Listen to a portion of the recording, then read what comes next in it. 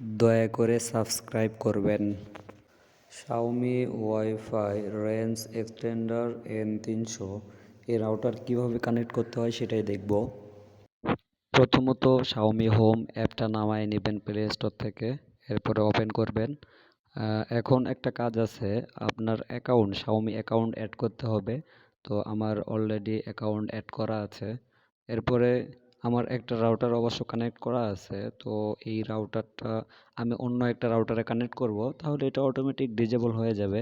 তো উপরে যে প্লাস চিহ্ন আছে, এই প্লাসে চাপ দিয়ে ঢুকে যাবেন।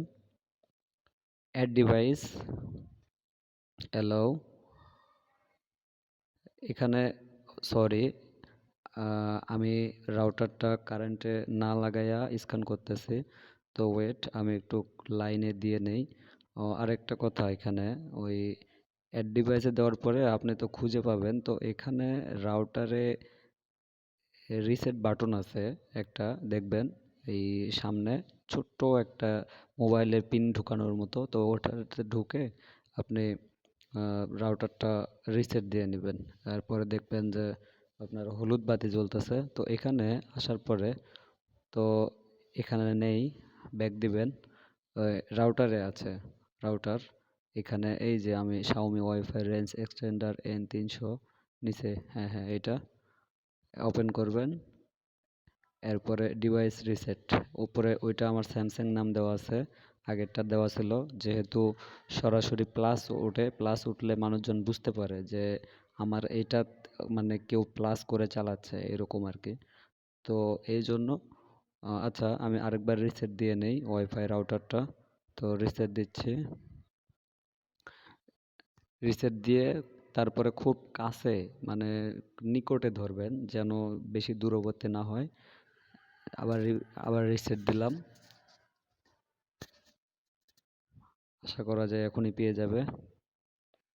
পাচ্ছে না, আরেকবার আবার কানেক্ট করি। প্রথমে দুই একবার, এই যে পেয়ে গেছে, প্রথমে দুই একবার দিবেন, হয়তো পাবে না, তারপর আবার ট্রাই করবেন, তো এবার পেয়ে যাবে।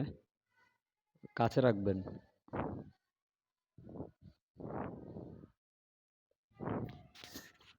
এই যে দেখেন পেয়ে গেছে, এখন দ্বিতীয়বার লোড হবে আবার।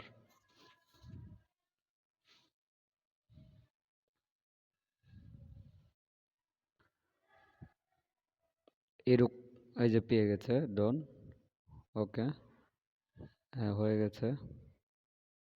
Next, do not share for now, don't prompt, ওকে,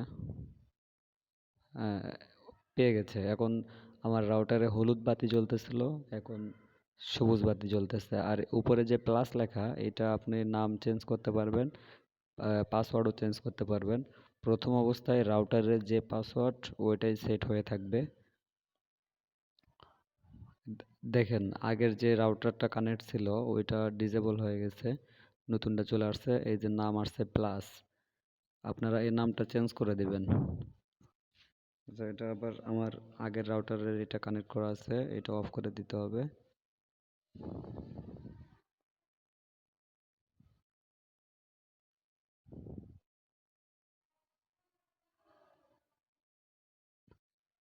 এরপরে প্লাস ওই আগের যে পাসওয়ার্ড এটাই দেওয়া থাকবে, ওয়েট করুন কানেক্ট হয়ে যাবে।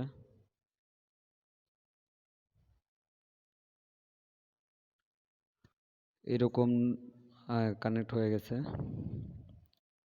এইভাবেই।